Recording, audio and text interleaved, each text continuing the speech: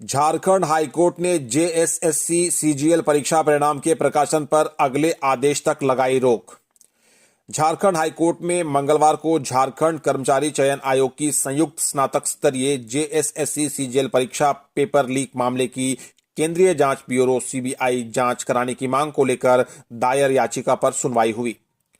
सुनवाई के दौरान झारखंड हाईकोर्ट ने सामान्य स्नातक योग्यताधारी संयुक्त प्रतियोगिता परीक्षा 2023 का परीक्षाफल प्रकाशन करने पर अगले आदेश तक रोक लगा दी है।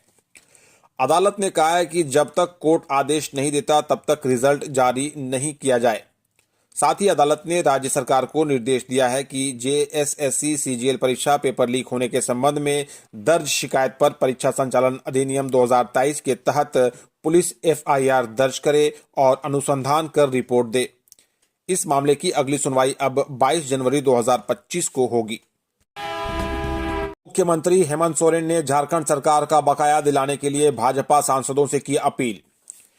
केंद्र सरकार के जरिए झारखंड सरकार का 1.36 लाख करोड़ रुपए बकाये से इनकार करने पर राज्य के मुख्यमंत्री हेमंत सोरेन ने भाजपा सांसदों से अपील की है। मुख्यमंत्री ने मंगलवार को अपने सोशल मीडिया अकाउंट एक्स पर लिखा कि झारखंड भाजपा के सांसदों से उम्मीद है कि वे हमारे इस जायज मांग को दिलवाने के लिए हमारी आवाज अवश्य बुलंद करेंगे।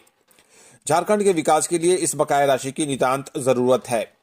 केंद्र सरकार ने सोमवार को लोकसभा में एक सवाल के जवाब में कहा कि झारखंड का केंद्र सरकार पर कोई बकाया नहीं है। रॉयल्टी का 1.36 लाख करोड़ रुपए बकाया नहीं है। केंद्र सरकार के इस जवाब के बाद केंद्र और राज्य के बीच इस मुद्दे को लेकर विवाद बढ़ने की संभावना है। यह झारखंड के लिए एक बड़ा मुद्दा है, जिसमें सालों से कहा जाता रहा है कि केंद्र सरकार पर रॉयल्टी का 1.36 लाख करोड़ रुपया बकाया है, उसे वापस करना चाहिए। रांची में छात्राओं के साथ छेड़छाड़ मामले में लापरवाही बरतने वाले 4 पुलिसकर्मी निलंबित।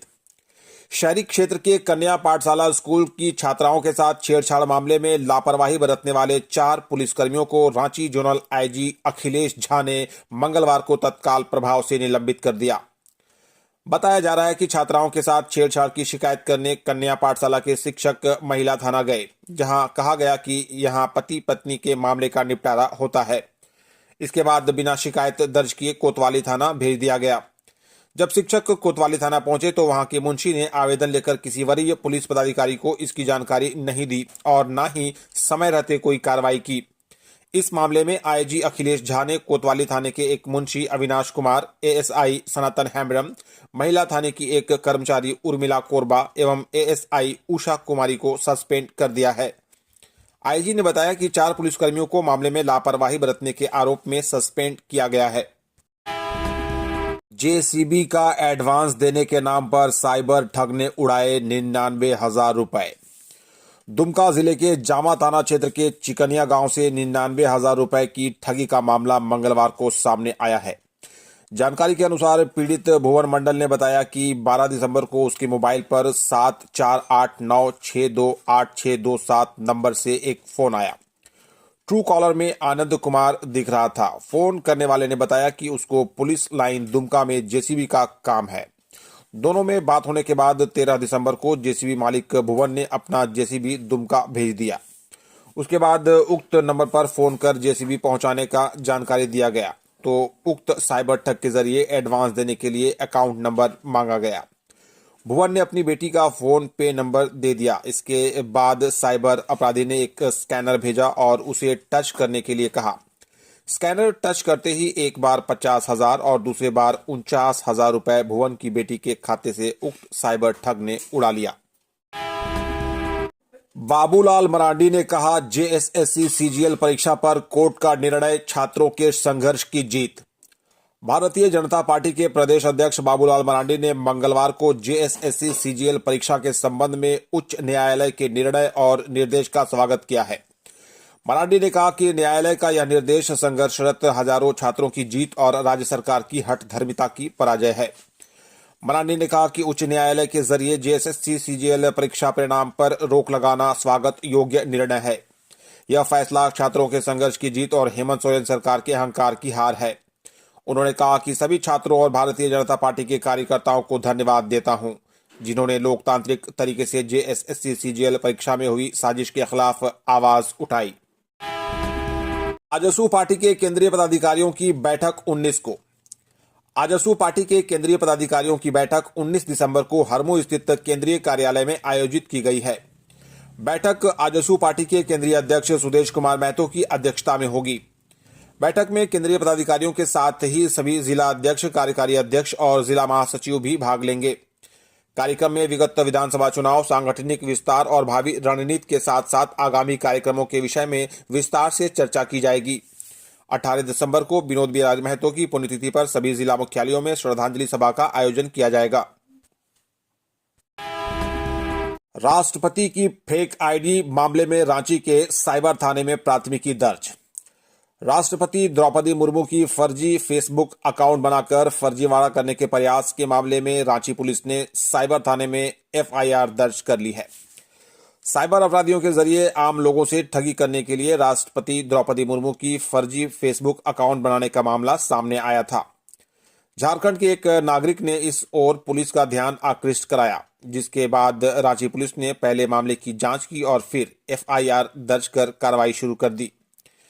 एसएसपी चंदन कुमार सिन्हा ने मंगलवार को बताया कि साइबर थाने में मामले की एफआईआर दर्ज कर ली गई है। संबंधित व्यक्ति से फेक आईडी का यूआरएल हासिल किया गया है और उसी के आधार पर गहन जांच पड़ताल की जा रही है। कौन लोग हैं जो सिद्दीक अंसारी जैसे अपराधी को दे रहे हैं संरक्षण? भाजपा के प्रदेश अध्यक्ष और पूर्व मुख्यमंत्री बाबूलाल मरांडी ने हेमंत सोरेन पर जमकर निशाना साधा है। उन्होंने कहा है कि आखिर कौन लोग हैं जो सिद्दीक अंसारी और उसके सहयोगियों को संरक्षण दे रहे हैं। श्री मरांडी ने मंगलवार को सोशल मीडिया पर ट्वीट कर कहा कि दुमका जिला के काठीकुंड प्रखंड में कार्यरत पंचायत सचिव चंदा कुमारी को सिद्दीक अंसारी और उसके सहयोगियों के जरिए सादे कागज पर जबरन हस्ताक्षर करने का दबाव बनाया जा रहा था। हस्ताक्षर नहीं किए जाने पर चंदा कुमारी को दुष्कर्म और जानलेवा हमले की धमकी दी गई है।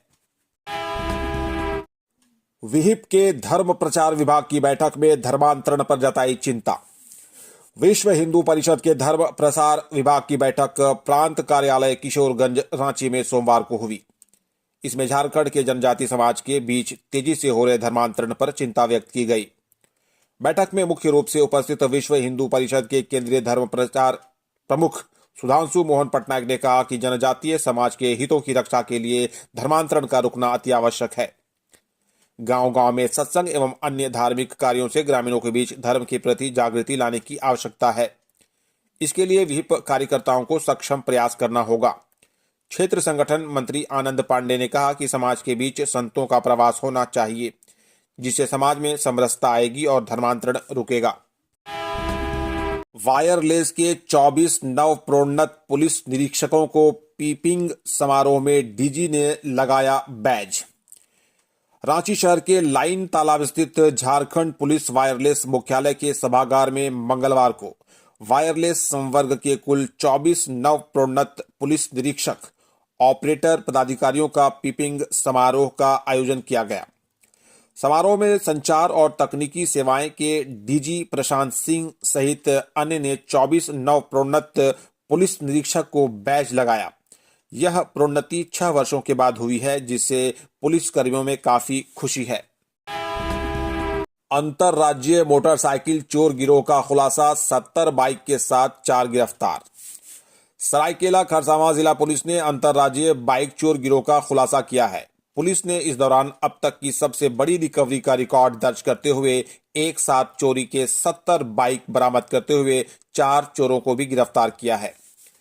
जिले के दलभंगा ओपी में मामले का खुलासा करते हुए पुलिस अधीक्षक मुकेश कुमार लुड़ायत ने मंगलवार को बताया कि गुप्त सूचना मिली थी कि तमाड़ थाना क्षेत्र के 3 बाइक चोर कुचाई बाजार में मोटरसाइकिल चोरी करने आने वाले हैं। इसके बाद एसपी के जरिए विशेष छापामारी टीम का गठन किया गया। झारखंड हाईकोर्ट ने जेएसएससी सीजीएल परीक्षा परिणाम के प्रकाशन पर अगले आदेश तक लगाई रोक। झारखंड हाईकोर्ट में मंगलवार को झारखंड कर्मचारी चयन आयोग की संयुक्त स्नातक स्तरीय जेएसएससी सीजीएल परीक्षा पेपर लीक मामले की केंद्रीय जांच ब्यूरो सीबीआई जांच कराने की मांग को लेकर दायर याचिका पर सुनवाई हुई। सुनवाई के दौरान झारखंड हाईकोर्ट ने सामान्य स्नातक योग्यताधारी संयुक्त प्रतियोगिता परीक्षा 2023 का परीक्षाफल प्रकाशन करने पर अगले आदेश तक रोक लगा दी है। अदालत ने कहा है कि जब तक कोर्ट आदेश नहीं देता तब तक रिजल्ट जारी नहीं किया जाए। साथ ही अदालत ने राज्य सरकार को निर्देश दिया है कि जेएसएससी सीजीएल परीक्षा पेपर लीक होने के संबंध में दर्ज शिकायत पर परीक्षा संचालन अधिनियम 2023 के तहत पुलिस एफआईआर दर्ज करे और अनुसंधान कर रिपोर्ट दे। इस मामले की अगली सुनवाई अब 22 जनवरी 2025 को होगी। सांसद ने आईएमसी स्थापित करने के मामले को लोकसभा में उठाया। सांसद पलामू विष्णु दयाल राम ने लोकसभा में मंगलवार को पलामू संसदीय क्षेत्र के गढ़वा जिला के तहत भवनाथपुर में इंटीग्रेटेड मैन्युफैक्चरिंग क्लस्टर आईएमसी स्थापित करने के मामले को उठाया। सांसद ने कहा कि राष्ट्रीय औद्योगिक गलियारा विकास कॉरपोरेशन एनआईसीडीसी के तहत अमृतसर कोलकाता इंडस्ट्रियल प्रोजेक्ट का झारखंड राज्य में इंटीग्रेटेड मैन्युफैक्चरिंग क्लस्टर आईएमसी स्थापित करने का निर्णय केंद्र सरकार के जरिए लिया जा चुका है। नए साल पर सैलानियों को खूब लुभाता है चतरा का तमासीन जलप्रपात। जैसे ही नूतन वर्ष 2025 नजदीक आ रहा है, वैसे ही चतरा जिले के पिकनिक स्पॉट गुलजार होने लगे हैं। यहाँ कई जलप्रपात हैं जहां हजारों की भीड़ उमड़ती है। झारखंड और बिहार के सीमांत क्षेत्र चतरा जिले के कान्हा चट्टी इलाके में भी एक प्रसिद्ध वाटरफॉल है। यहाँ ऐसा पिकनिक स्पॉट है जहां सैलानियों की भीड़ देखते ही बनती है। यह जगह सैलानियों के लिए मानो स्वर्ग से कम नहीं। हरे भरे जंगल व पहाड़ों के बीच प्रकृति का अद्भुत नजारा यहां पहुंचने वाले सैलानियों को अपनी मनोहारी छटा से ओत-प्रोत करता है। यहाँ कई ऐसे हसीन वादियां हैं जो आगंतुकों के लिए मनमोहक हैं। तमासीन जलप्रपात का अद्भुत नजारा यहाँ के लिए स्वर्ग से कम नहीं है। आच्छादित जंगलों के बीच छिपा तमासीन जलप्रपात प्रकृति का अद्भुत छटा है। तमासीन झारखंड ही नहीं, आसपास के राज्यों में भी विख्यात है। इसकी ख्याति से लोग अपरिचित नहीं हैं। गोंदुलपारा के ग्रामीणों ने सिंगरौली में सीएसआर कार्यों का लिया जायजा। हजारीबाग गोंदुलपारा खनन परियोजना के प्रभावित परिवार के सदस्यों की एक टीम को मंगलवार को अडानी फाउंडेशन की ओर से मध्य प्रदेश के सिंगरौली स्थित विभिन्न परियोजना क्षेत्रों में परिचयात्मक दौरे एक्सपोजर विजिट पर ले जाया गया। इस दौरान गोंदुलपारा के स्थानीय ग्रामीणों ने वहां जाकर अडानी फाउंडेशन के विभिन्न सीएसआर कार्यों को करीब से देखा और प्रभावित परिवार के सदस्यों से बातचीत की। इस दौरान वहां सीएसआर विभाग के अधिकारियों के साथ ग्रामीणों ने संवाद किया और वहां चलाए जा रहे कुछ विशेष कार्यक्रमों को गोंदुलपारा में भी शुरू किए जाने की संभावनाओं पर सकारात्मक बातचीत की। खूंटी जिले के बिरहोर चुआ गांव में नहीं रहता है कोई इंसान।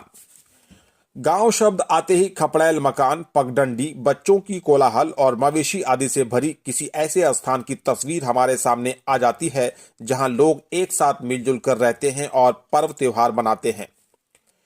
वैसे गांव की परिभाषा ही है जहां लोग एक साथ रहते हैं, लेकिन सरकारी दस्तावेज में ऐसे कई गांव हैं जहां कोई इंसान नहीं रहता। वहां के खेतों में दूसरे गांव के लोग खेती करते हैं। सरकारी भाषा में ऐसे गांव को बेचिरागी गांव कहते हैं। ऐसा गांव जहां चिराग जलाने वाला कोई न हो। ऐसा ही एक बेचिरागी गांव है खूंटी जिले के रनिया प्रखंड का एक बिरहोर चुआ। सरकारी दस्तावेज में इस गांव को राजस्व गांव का दर्जा प्राप्त है, लेकिन आबादी शून्य है। यहां कोई घर नहीं है। स्थानीय लोगों का कहना है कि पहले उस गांव में बिरहोर जनजाति के लोग रहते थे। बिरहोरों को आमतौर पर घुमंतू माना जाता है, जो कुछ ही दिनों में अपना स्थान बदल देते हैं। दशकों पहले यहां पर आदिम जनजाति बिरहोर समुदाय के लोग रहते थे, लेकिन धीरे धीरे वहां के लोग गांव छोड़कर कहीं चले गए।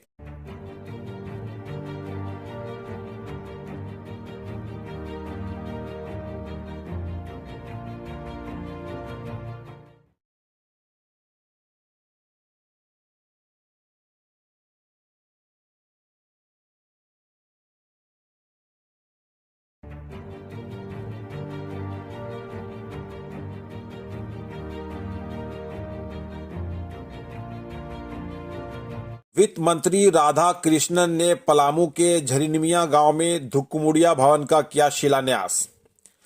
राज्य के वित्त वाणिज्यकर योजना एवं विकास व संसदीय कार्य विभाग के मंत्री राधा कृष्णन किशोर ने मंगलवार को प्रखंड अंतर्गत मेराल पंचायत के झरिनिमिया गांव में धुकमुड़िया भवन निर्माण कार्य का शिलान्यास किया। कार्यक्रम को संबोधित करते हुए उन्होंने कहा कि मुख्यमंत्री की सोच जनजाति समाज की संस्कृति को संरक्षित करना है। इस भवन में आदिवासियों की सभ्यता और संस्कृति को समेटकर रखा जाएगा। किशोर ने कहा कि आदिवासी समुदाय के धुकमुड़िया में ही बैठकर सभी संस्कार तय किए जाते हैं, साथ ही उन पर चर्चा एवं विचार विमर्श किए जाते हैं। धुमकुड़िया की परंपरा और संस्कृति को अक्षुण्ण रखना हम सभी की जिम्मेदारी है। उन्होंने कहा कि जिस रास्ते से हम यहां पहुंचे हैं, इस कच्चे रास्ते को पक्का सड़क में बहुत जल्द तब्दील कर दिया जाएगा।